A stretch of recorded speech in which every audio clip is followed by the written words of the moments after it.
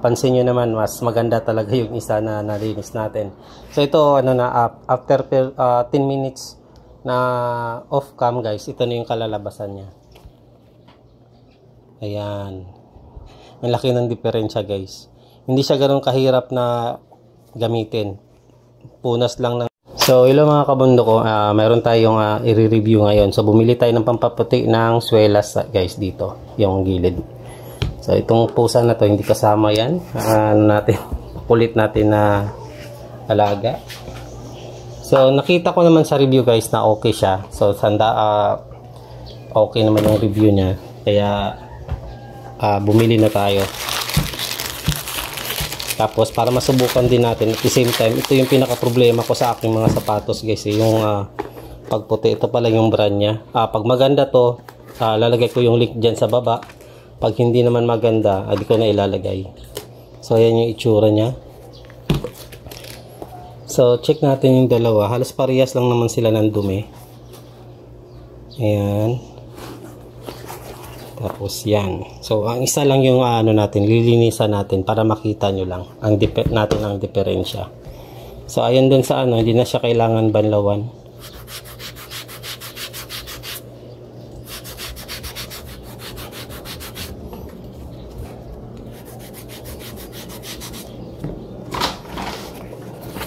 Free na rin pala yung sponge niya kaya lagpas. Hindi rin siya ganun ka lumagpas yung paglagay natin, pero hindi naman siya nagkaroon ng problema sa kulay itim. So technique is babad lang muna natin.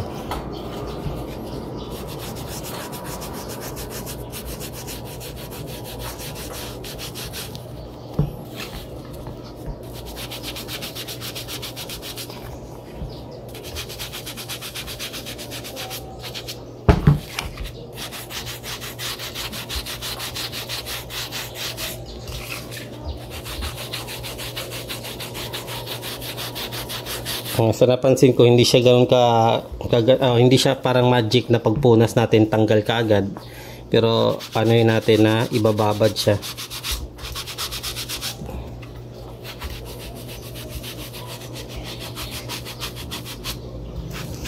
Ito talaga yung problema sa sapatos guys yung sapatos na mga ganito na kulay puti yung swelas.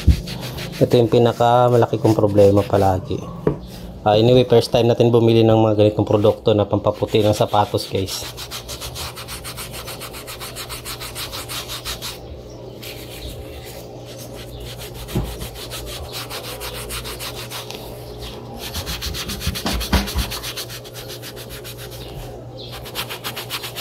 Madalas natin ginagamit dati nung hindi pa tayo bumili baking soda at saka toothpaste.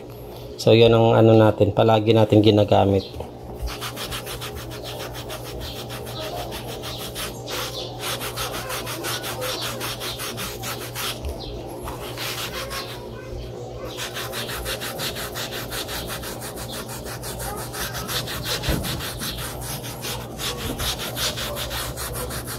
Ayan, parang naman guys, effective naman siya, epektibo siya, maganda siya.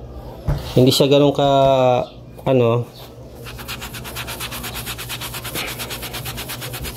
kailangan lang talaga ibabad konti. Punas lang tayo ng punas. Balik-balikin, ulit-ulitin na natin. Balik-balikan natin yung swelas. Ito yung pinaka sa unahan sa nguso.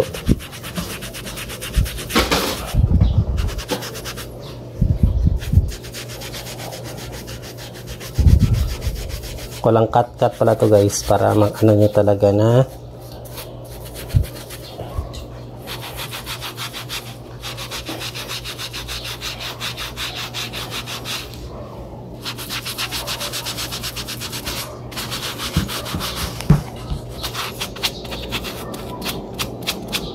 so far tawag dito, napansin ko mas epektibo siya doon sa ginagamit ko na dati na baking soda at saka toothpaste.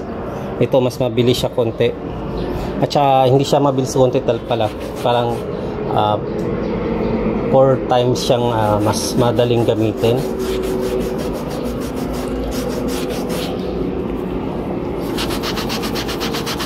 Tsaka wala nang ano to guys, hindi na natin ginamitan ng toothbrush. So sponge lang siya. Alis mi. Ayan. Meron pa siya sa personal guys, mayroon pa siyang ano, dumi. Pero pag ikumpara na natin, so far, ayan. Sobrang ganda na rin ng ano niya. Linis niya. Pero meron pang mga hindi. Uy! Balo. Malalason ka niyan. B-boy.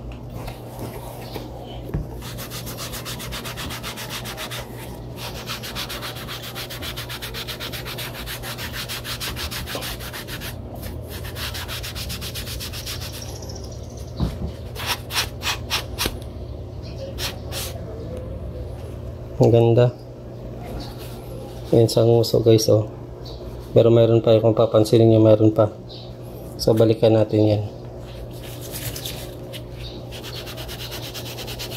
Diyan tayo mag-focus kasi yan yung marumi.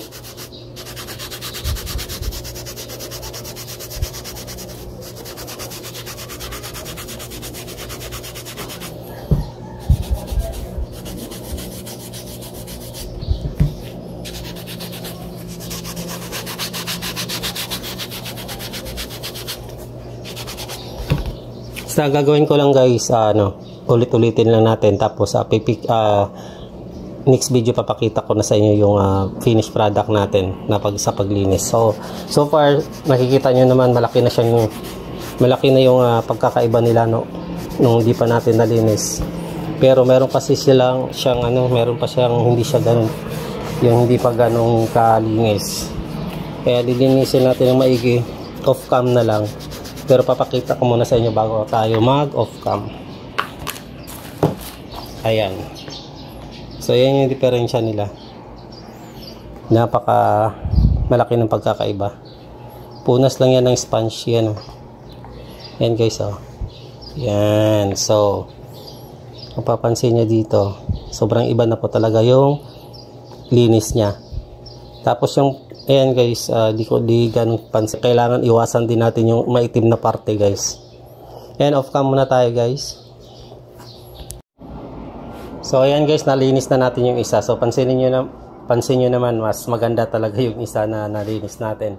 So ito, after 10 minutes na off cam guys, ito na yung kalalabasan niya. Ayan. Ang laki ng diferensya guys. Hindi siya ganoon kahirap na gamitin. Punas lang dun sa sponge na libre din naman. Anyway, hindi sponsor to guys, talagang ni-review lang natin para makita nyo rin at saka magkaroon kayo ng idea ng anong magandang gamitin sa panglinis ng ating sapatos. So first time natin bumili ng ganitong produkto na pampalinis ng sapatos kasi nga namumroblema din tayo na sa ating mga sapatos kung paano siya linisin kasi hindi po talaga basta-basta sa paglinis ng sapatos guys. Matagal yung gamit ko dati na toothpaste at saka baking soda, nalilinis naman pero hindi siya ganito kalinis. So far approved tayo dyan sa ating nabili na produkto. So lalagay ko yung link sa baba para kung gusto nyo bumili, diretso kayo dun sa aking pinagbilhan. So Lazada lang din naman yan. Tapos ang presyo niya pala guys, 107 sa dalawa na. So nasa 50 lang yung isa, kasama na yung shipping dun. So parang 40 lang isa tapos plus shipping, kaya umabot siya ng 107. So ayan, kitang-kita naman ng ebidensya guys.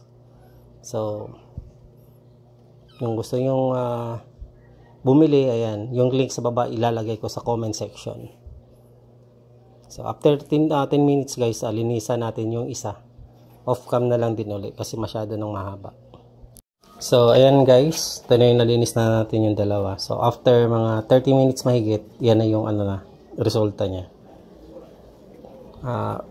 Sobrang ganda po talaga ng produkto na to guys. Meron pa siyang hindi siya ganun pakalinis kasi nga 30 minutes pa lang natin nilinis. Pero siguro kung mas matagal, mas natin, baka mas puputi pa to. Ayan yung yung itim na yan guys, yan yung mancha ng pantalon.